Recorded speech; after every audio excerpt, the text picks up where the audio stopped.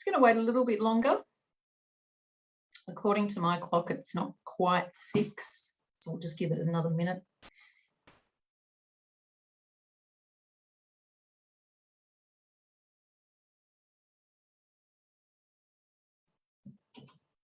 Once again, a thank you to everybody who's joining us from all over the country. It's fantastic. It's good to see that people are interested. Just going to give it another half a minute or so, give an opportunity for people to join us and get comfortable.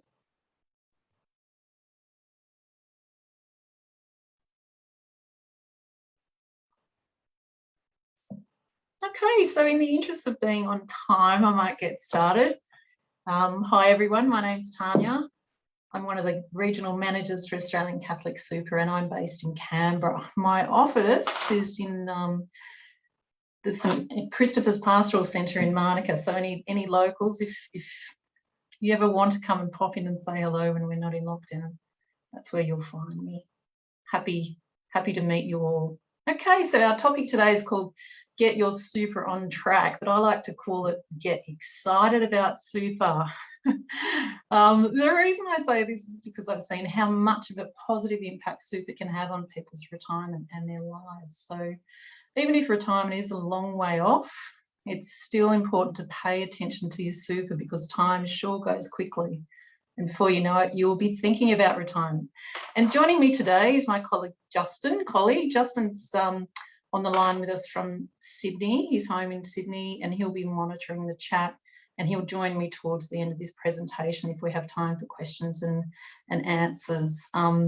It's just so that you know the presentation will be streamed live on Facebook right now. And if you want to review this presentation or you're joining us a little bit late, there's going to be a recording available on our YouTube channel tomorrow. So once again, warm welcome to everybody. I'm going to kick off. So before we begin, I'd like to acknowledge the traditional custodians of the land on which I work and live and recognise their continuing connection to land, water and community. I pay respect to elders past, present and emerging. Also, before we begin, I just want to bring up this page. It is our disclaimer. Essentially, it's what we call a general advice warning. So a couple of key notes in here. Please note that any information we provide in this presentation is general in nature. So it's essentially designed to illustrate what you can do, but not necessarily what you should do. So please don't take any action based on this information before considering how it applies to your own personal situation, your objectives and your needs.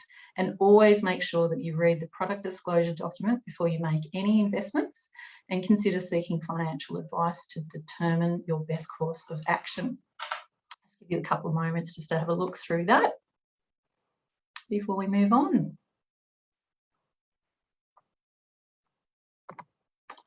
Rightio, here's a snapshot of what we're going to be talking about this evening. We're going to talk about how much super you have and why it's important to review this. So you can log on to your Australian Catholic Super account online, or you can check your super via your MyGov login. And this is particularly handy if you've got a couple of different super accounts because it provides a summary of all of your super accounts in the one place. Today we're also going to talk about how much super you might need to support your retirement, which is what super is really all about. And we're going to learn about some common strategies to boost your super. We're going to preview our member portal and check out some of the tools available to you within the portal. And we're going to talk about some of the other ways we can support you that you may not be aware of.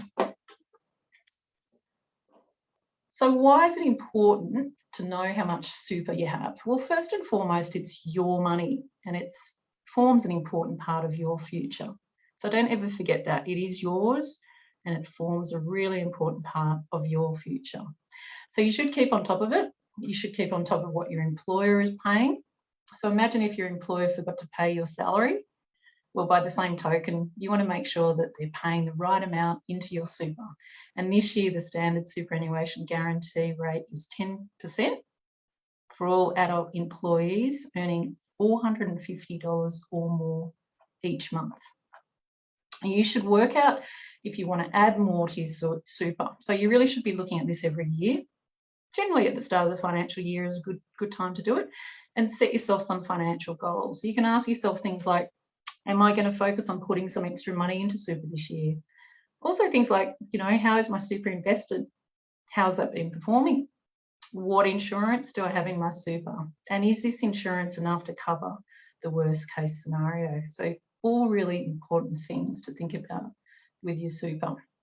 It's also a good idea to keep up to date with what super caps are each year, so you know how much super should be going into your account and whether or not you'll go over the caps. And we're going to cover a little bit more on this in the presentation later on. And for those of us who are starting to focus on retirement, it's good to know how much super you have so that you can see how you're tracking towards your retirement goals. And even if your goals are really simple, for example, you set an age that you want to retire, then keeping track of your super can let you know, will give you an indication on how much you might have in super at that age. And we're going to talk about that a little bit later. And finally, I think it's also really important to know what's happening with your super, because it helps you to make some of the other decisions that you have going on in your life. Some things that, you know, such as a new job opportunity or the impact of taking some time out of the workforce, which is something that we see a lot. And taking breaks from the workforce certainly can impact your superannuation in the short term, but also in the long term. Okay, so logging into the member portal is really easy. However, you have to register first. So it's just like internet banking. You've got to register to log in.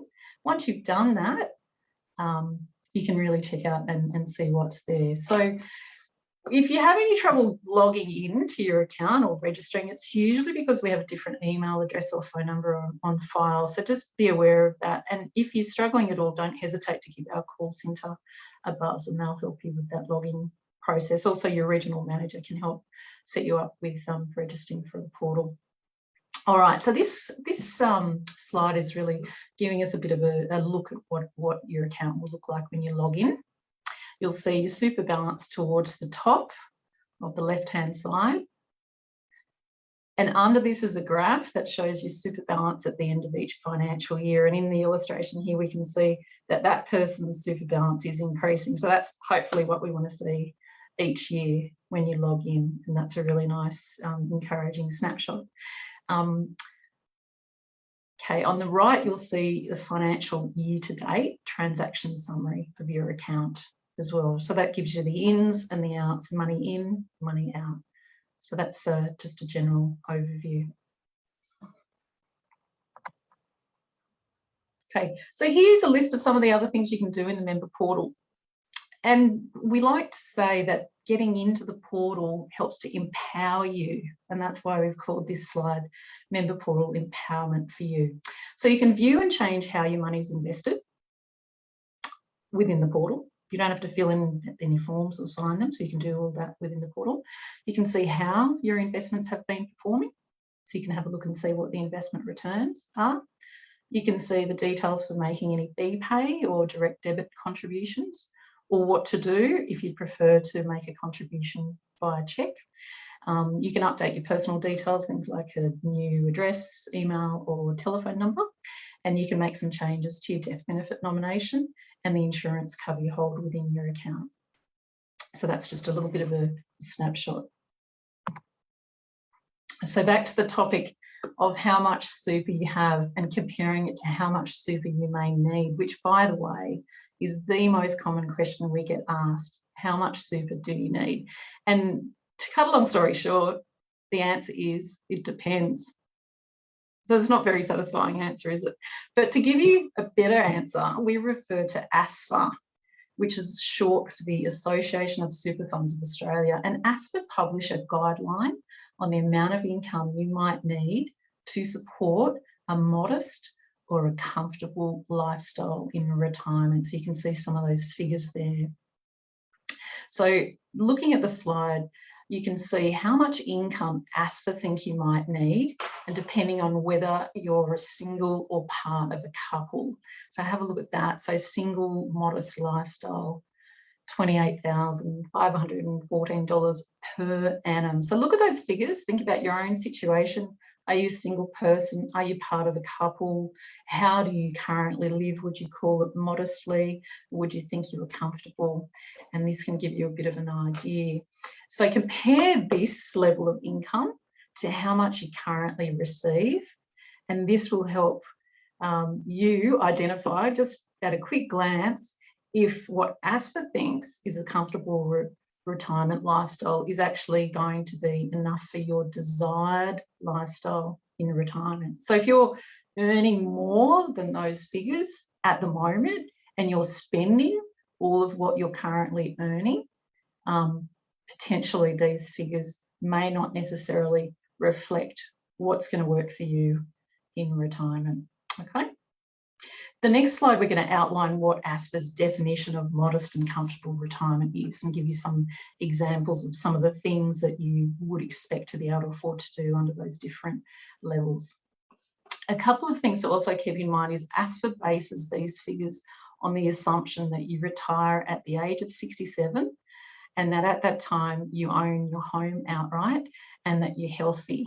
And they think you'll need the following balances in super, which I'm going to read out to you shortly, to generate that income that we've got there on screen for you.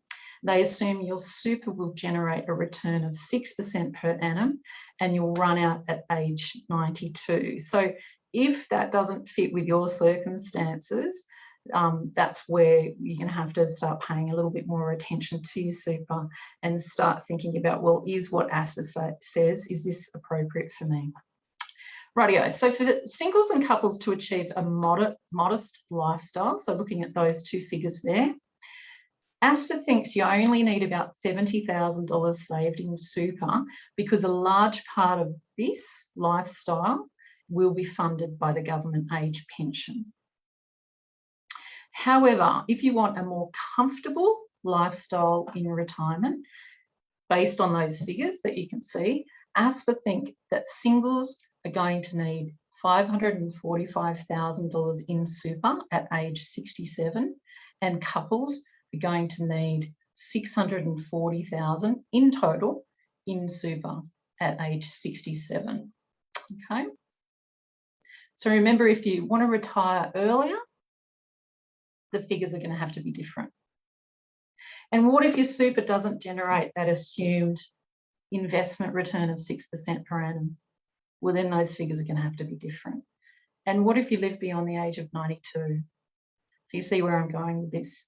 So everyone's circumstances are different, which is why when people ask how much super you need to retire, the answer is always, it depends.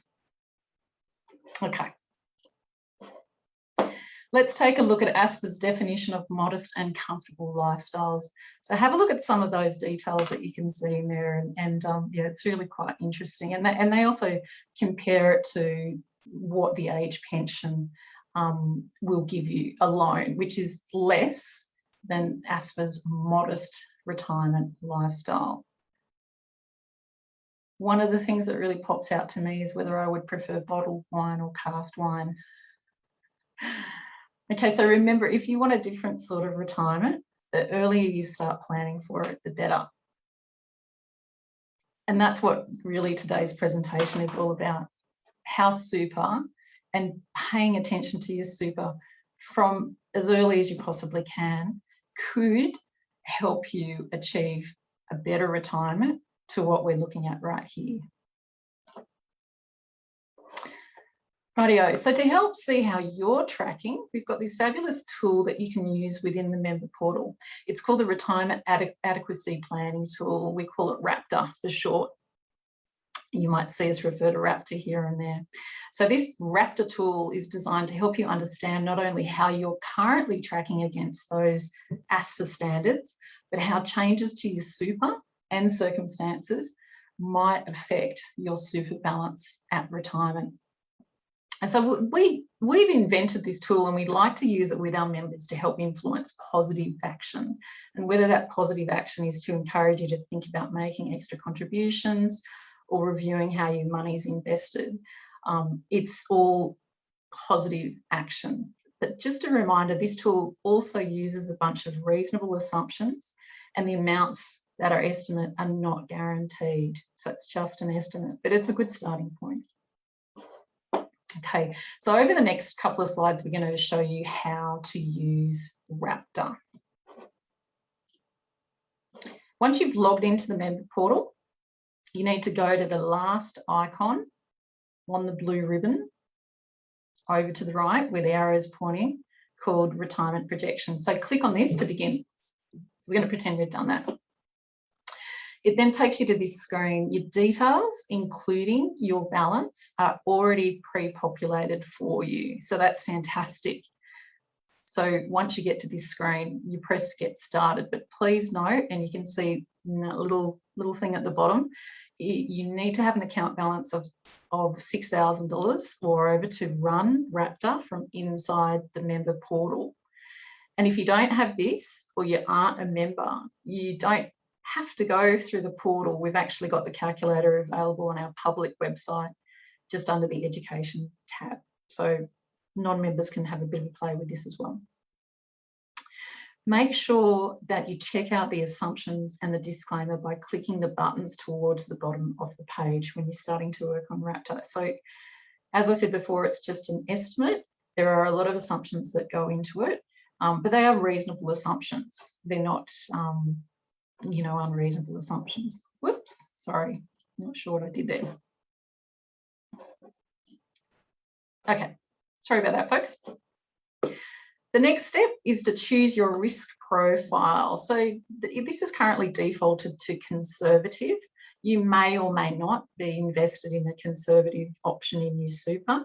You may or may not want to choose something other than your default. If you want to change this, you can, but just please keep in mind that each option or risk profile will provide you with a different outcome. So the more conservative the option you choose to do the projection, the lower the super balance you'll have. The less conservative option you choose to do your projection, the greater the super balance will be. Okay, so it's something to keep in mind. And with all of the different options that you chose, there are different risks around that. We're going to talk about this in the next slide.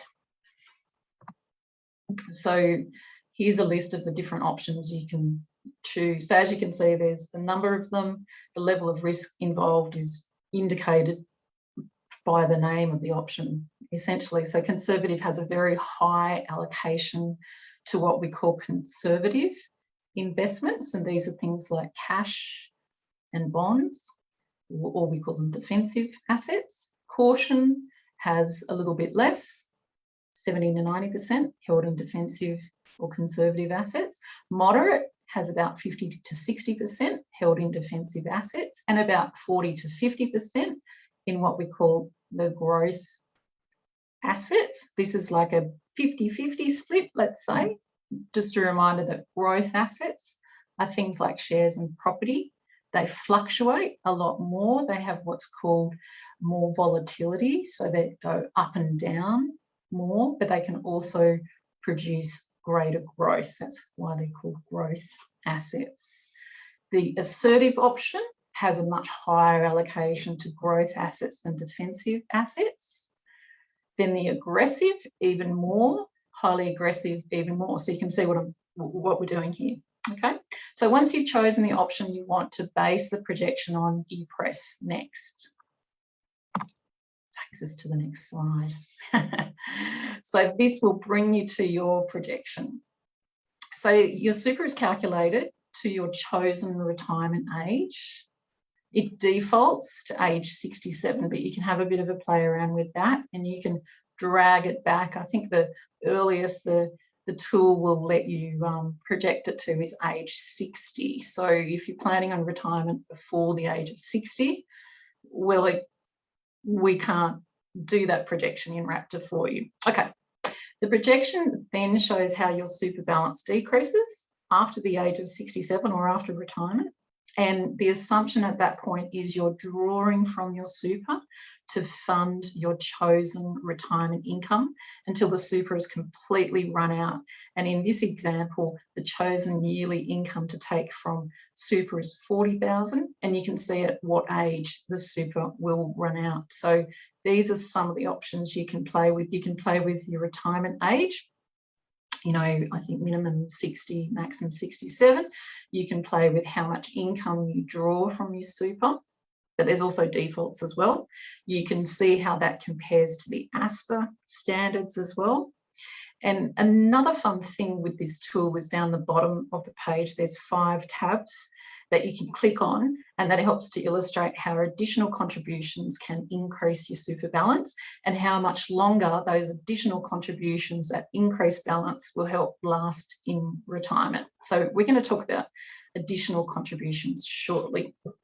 One of the great things about Raptor, it can give you a bit of a snapshot to see if you might be able to retire earlier than first thought, or it might give you an idea that perhaps, you know, you might have to think about working longer or making extra contributions. So it helps to see if you're on track to a comfortable retirement in a nutshell. Okay. It's really important to note some of the things you should know. So this comes up as well in Raptor, and this is just a summary of those assumptions. So you can see we've got a couple of them on the screen there. We've got wages growth at 3.2%, which, you know, may or may not be happening. We've got inflation at 2%. It's got that Aspers target as the comfortable standard, and it also includes a little bit of a deduction for the administration fees that you pay as part of your membership. There'll also be in there an account balance. So if you do it through the member portal, we'll pre-populate with your current account balance. If you do it outside of the member portal, you can put in your account balance. It will also include any amounts that you might be salary sacrificing, any of your superannuation guarantee contributions or any other contributions, as well as any annual deductions for insurance premiums. So it's quite a smart calculator. It takes into consideration all of these things. So how can you boost your super? So there's a range of ways to increase your super, and a couple of them are summarised here on the page. So you could make additional contributions, and the most common contributions are what we call concessional contributions and non-concessional contributions. So we'll get into those details soon. If it's all starting to get a little bit too complicated or too technical, don't worry, stick with me. Hopefully it won't get too bad, but if you do think, oh, this is all too much for me, that's what I'm here for as your regional manager in the Canberra Goulburn region. That's what all of our regional managers around the country are here for. That's what our core centre staff are here for, and that's what our financial planning staff are here for as well. We want to give you information and tools just to help guide you through what can be a really complex topic, superannuation. Okay, this slide outlines some of the different types of concessional contributions. So this is where it can get pretty technical, and I want to give you a bit of a background why they're called concessional contributions. They're called concessional contributions because they're taxed at a concessional rate, which is another word for reduced rate, when compared to non-concessional contributions. Okay, so one's the opposite of the other. Remember, concessional means it's taxed at a concessional or reduced rate. So in other words, for most people, concessional contributions are cheaper than non-concessional contributions. So this is the government's way of giving us an incentive by way of giving us a tax break to save into super, so we can have more money at retirement and rely less on the government. That's the big picture behind all of this. Okay, so you'll see on this slide we've highlighted that these types of contributions, concessional contributions, are taxed at a flat rate of 15%. All right, so for every dollar that you put into super, you lose 15% in tax and 85 cents lands in your account. Now, before you think, oh, well, what's the point of that? I'm going to explain that in the next slide. All right. Now, this flat rate of 15% is for those of us with incomes less than $250,000 per annum. It's a higher tax rate for those that earn more than $250,000 per annum. Now, because this is a good deal, this tax concession that the government gives us, they've put a cap on how much you can put in. And currently the cap is $27,500 per annum. And you can see on the slide some of the different types of concessional contributions you'd be very familiar with. And they would be the most common ones that we should have all heard about are superannuation guarantee and salary sacrifice, but there's a few more that fit in there as well. So, as just mentioned, a popular way of making concessional contributions is through salary sacrifice. So this is arranged with your payroll. You have to instruct them on how much of your salary you want to sacrifice into super. So they're not going to do it automatically for them. You've got to give them the go ahead. So you've got to instruct them on how much of your salary you would prefer to sacrifice into your super rather than receive it into your bank account each pay. So just remember, it's your money. So rather than it going into your bank account, it's going to go into super. All right. So why would you want to do this? Well, it helps how much super you've got in retirement. But for most of us, it's actually cheaper to divert this part of your salary into super rather than to receive it into your bank account. And it's all about the tax. So you can see on that slide the comparison between the different, they're called marginal tax rates. So remember, salary sacrifice contributions are taxed at 15%. So let's compare this to this 15% tax rate to the tax you would pay on this salary or income if it was paid into your bank account. So salary or income that's paid into your bank account is generally taxed at your marginal tax rate. So anybody that has salary or income, gross income, above $18,200 per annum are going to pay more tax on that for every dollar that goes into your bank account than what it would if your salary sacrificed it to super. I hope you're all still with me. It is getting complicated. All right, I'll move on to the next slide. Here I'm going to run through an example of someone earning $100,000 per annum and the difference of making a 5% salary sacrifice contribution to super. All right, in the first column, you'll see how this plays out if no salary sacrifice is made. Your take-home pay will be $2,884 per fortnight. So you'll be paying income tax of $962 per fortnight. So there is a difference between your taxable income and your take-home pay, and the difference is the income tax.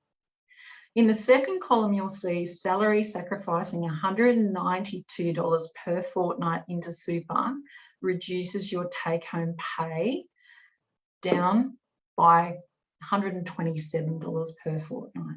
So the difference, so what that means is to salary sacrifice $192 per fortnight into super, you only have to have a reduction in $127 per fortnight in your bank account. The difference between the two figures is the saving of income tax. So what that means is it costs you less money to salary sacrifice into super compared to making an after-tax or non-concessional contribution, which we're going to talk about next. Those tax savings that you can see at the bottom of the table, $66 a fortnight, $1,716 per annum, or $17,160 if you did that over 10 years. So that's pretty great. Okie doke. So non-concessional contributions are not concessionally taxed. They're the opposite of what we've just been talking about. And so because you don't get any tax concessions on this, this is why the government allows you to put more of this into super each year. And this year's rate is $110,000 per annum.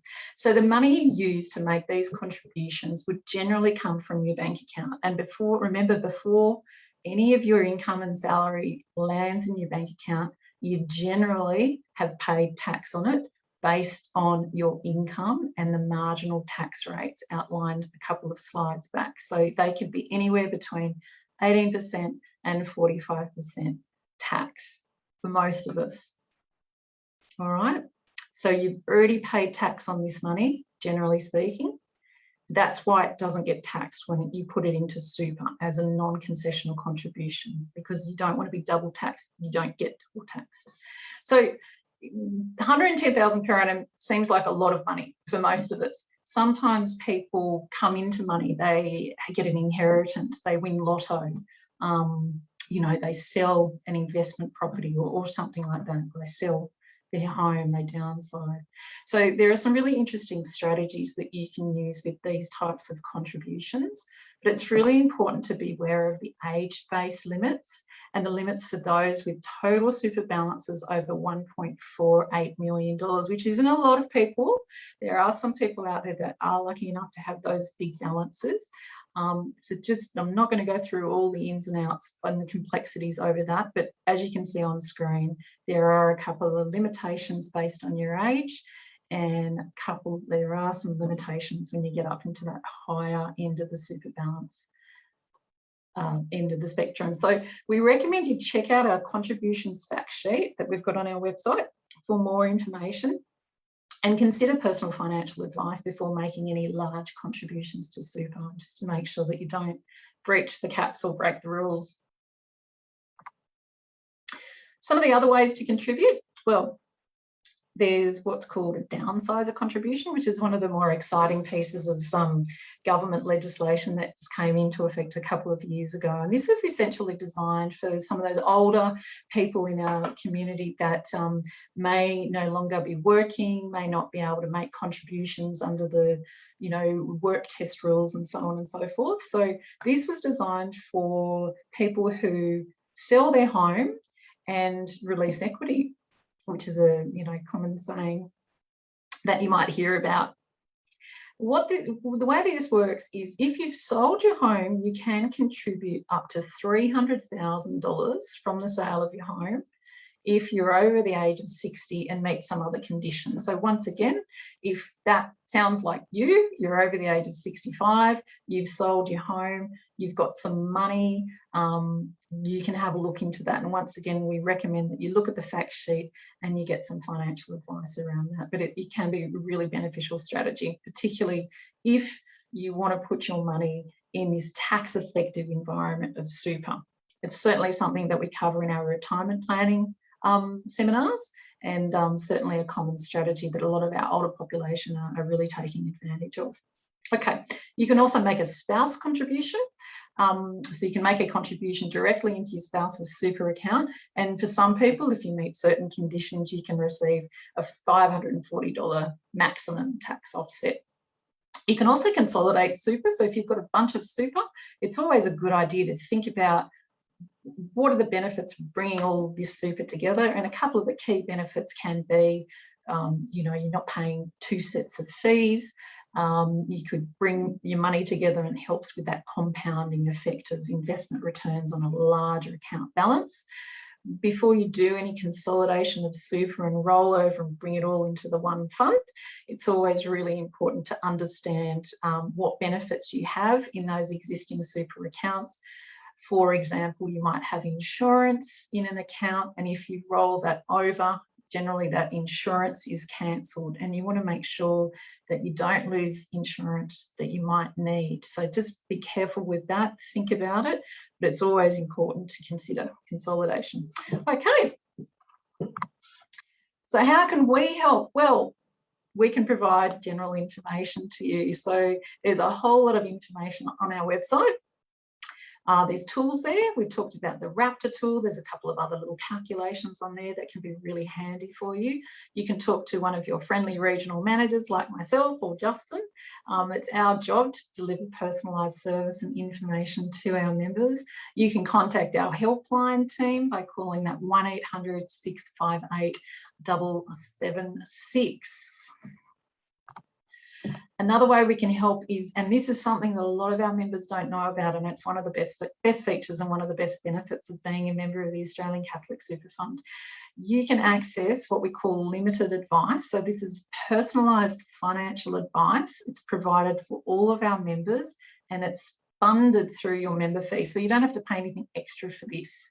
Now that limited financial advice is, as the name would suggest, it's limited to just a few key topics listed there on the screen, and it's only limited to the superannuation investment you have with the Australian Catholic Super. So because of the way the rules and regulations work, within that limited financial advice, we can't consider any non-Australian Catholic Super, unfortunately. But it's really good service, and I encourage all members to use it, because remember, everything we've been talking about today is general information. However, with this personal financial advice given to you under this service, it will help work out what's right for you. So take it up. There's no limit to how often you access this. Maybe once a year would be a good idea. Justin's going to add a link for this in the chat if you want to book an appointment. You can also talk to one of your regional managers about booking your appointment. Anyone you speak to in our business will help set one of these appointments up for you. But I couldn't encourage you more to take advantage of this service. We can also offer comprehensive financial advice. Now, this is, as the name would suggest, more comprehensive. So this is really taking a big picture look at you and your partner, spouse, if you have one, at your financial situation, really at the finances and everything that you'd be trying to do with your money to help give you some sort of a goal or objective. So whether that's you want to retire at a particular age, you'd like to make sure you're saving the most tax-effective manner for your children, all of that sort of thing. That's where comprehensive financial advice can help. Now, this does come at an additional cost, and generally the fees range between $300 to $3,000, and it could even be more if your situation is quite complex. But don't let that put you off, because all initial consultations with our financial planners are free, and during that initial consultation you'll get to know the financial planner.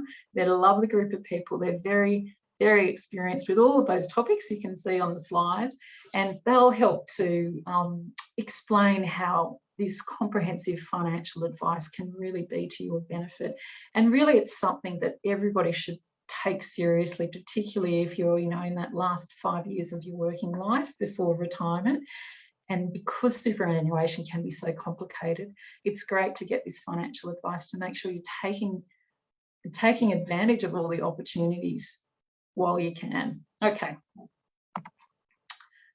So questions, Justin? Do we have any? Yes, you do. Sorry, Tanya, it's a bit slow coming online there. Sorry about that. I wasn't asleep, trust me. Yes, we have got a couple of questions that have come through. So if you do have any questions, please don't hesitate to put them through. And I was awake when you mentioned the link, and the link did go through when you were talking about advice a few slides ago. But the first question I have got is, what are the salary sacrifice limits again? Okay, so salary sacrifice comes under what we call the concessional contribution cap. Now, remember that also what goes into that contribution cap, or let's call it a bucket of contributions, is what your employer is putting in. So the total amount you can have going into that bucket of concessional contributions is $27,500 per annum. But you really need to understand not only what salary sacrifice is going in, but what your employer is putting in. So what I always say to people is find out how much your employer is putting in and then deduct that amount from $27,500, and then that will give you an amount that you can salary sacrifice. And you might need to divide it by 12 months or by 26 fortnights or whatever it is that you receive your income. And using the 10% now is much easier to do the manual calculation in your head too. So much easier, yes, because superannuation guarantee is now 10%. So that's what your employer has to put in. Some employers actually put in more. Some employers have this fantastic arrangement where if you put in, 1%, they'll give you a 1% match and that kind of stuff. So your employers sometimes do put in more than 10%, and the best place to get that information is from there. So talk to your payroll. They'll have all of the details for you. Great, thanks, Tanya. The next one is really on the same lines, actually. Is if you want to make concessional contributions, I've heard that you can contribute over the 27,500. If you haven't contributed in previous years, how do you organise this? And if so, do you need to advise the tax office? Okay, the best way to find out how and what and how much is log into your MyGov. All right, so if you haven't got a login to MyGov, what it is a government portal which links your Medicare and the tax office, the ATO, and a few other things. If you've logged into the MyGov, then you can then access your super details through the super tab within there. It's what's called unused concessional caps. And so if you haven't been using up all of your caps in previous years, there'll be an amount that's unused that you can use this year, for example. Now, there are limits and all of that, and it's all depends on a few different bits and pieces. But yes, there is a way to do it. And it's actually a really clever strategy that some people can use to reduce tax if they haven't used it in the past. And say, for example, you sell an investment property, you got a lot of capital gains tax. There could be an opportunity to make a contribution into super, claim a tax deduction, and put that little bit extra in. Once again, these are one of those things that we definitely recommend you get financial advice around. And it's something that our limited advice team can really assist with too, and getting that in place. And probably the last part of your question, do you need to advise the tax office? Well, you don't, because it's all part of your contributions, and we report all the contributions that we receive to the tax office as well. So they'll know about it. There's no hiding from the tax office. There is no. So we've still got 3 questions I can see still to come. So if you've got any questions that you want Tanya to answer, please put them in the Q&A box or the chat box, and we'll get to those. But I'll just get to these other couple that we've got here. Should I consolidate my account or my other superannuation to Australian Catholic Super, Tanya? Yeah, so look, I think I mentioned this during the slideshow. I think consolidating your accounts is always a good thing to consider. Whether or not you should it's difficult for me to answer, because what you need to do, if you've got super in an other fund, so non-Australian Catholic Super, if you've got super there, you really want to investigate what are the details there, what are some of the benefits of keeping it there. And the key one is potentially insurance. Now, I'll just give you a really simple example. Imagine if you were, let's say, in your 50s and you had serious health conditions, and in this other super account, you had some fantastic life insurance. If you transfer that from this other super account into the Australian Catholic Super, you're going to lose that life insurance that you may really need. Because once you've developed health conditions, it's very difficult to get insurance if it's not already there. All right, so that's a really key thing to keep in mind. If you've got insurance with that external super and you really need it, then you've got to be really careful that rolling over 100% of your balance to somewhere else, you'll cancel that insurance. Now, some of the strategies that people have often done in the past is, if they want to bring the majority of their super into one account, so let's say the Australian Catholic Super Fund, that'd be great. But if you really need that insurance that's not in Australian Catholic Super Fund and it's in the other super account, you might be able to leave a minimum balance, and whatever that is, you'll be able to find that information by talking to that other super fund.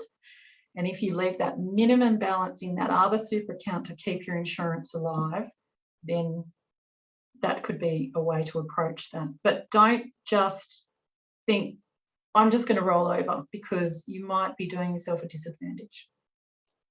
Great, thanks, Tanya. The next one is, I've just recently received my superannuation statement, and it says I don't have a beneficiary nominated. Do I need to? Yeah, look, I think if in the event of your death, we need to do something with your super, and we're not going to know that you've passed away until somebody gets in touch. So it'll just sit there. But as soon as we hear from whoever's looking after your estate that you've passed away, then we need to determine who to pay your super money and any life insurance that you have. So you could be hundreds of thousands of dollars.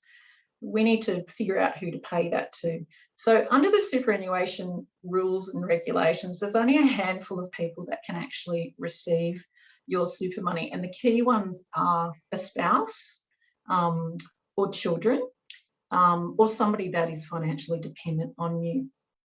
There's a couple of other people, but they're the key ones. If you have a preference of who gets your super money and your life insurance, then that's where you should make a beneficiary nomination. And if you want to make sure that it's a binding nomination and it's not contested by somebody, so if you think about if you've got an ex or something like that, and you want to make it a binding nomination to go to your new spouse, then you have to make a nomination. So we offer both binding and non-binding. Non-binding you can do in the member portal. Binding you have to do in a written form. It's like a legal document. It needs to be witnessed by 2 independent people, and we need to receive an original copy of that. Great, thanks, Tanya. And that's probably a timely reminder too that you will have noticed your superannuation statements. You may have received that in the last couple of days. They've been progressively emailed out to all our members starting last week, and you'll be getting those in staggered. They all should be done by the end of this week. And if you requested them to be posted to you, they're still a couple of more weeks away. But Tanya showed you early on the member portal. They are already filed in your member portal if you log on to see your statement there. I've still got 2 more questions to go. So the next one is, could you explain the benefits of making a spouse contribution if your partner is a low income earner? Oh, gee.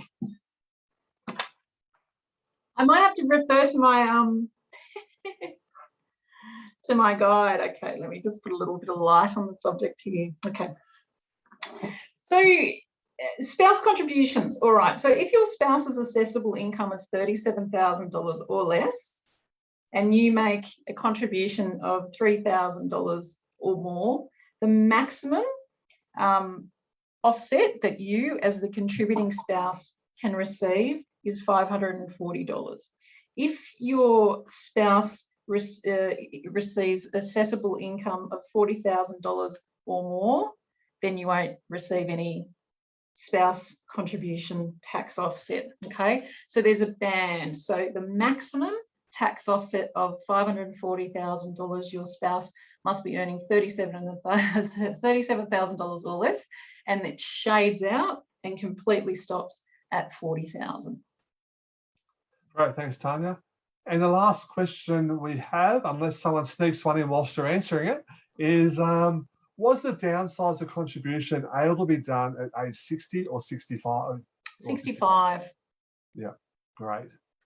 And there was no other questions that snuck in there, so that's great. That was our last question, Tanya. So I'll hand back to you, but I'll just also point out that later on this evening, everybody will be receiving a feedback survey of what you thought of tonight's webinar. Can we just encourage you to complete that? So I'll hand over to you, Tanya, to wrap things up.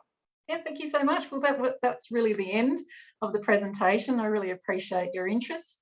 And once again, I'm going to bring back to get in contact with us. Please don't hesitate. That's what we're here for. We love talking to our members. We love giving you information and making you feel like you're in charge of your super. And I wish you all the best. Thank you so much, everybody. Thank you.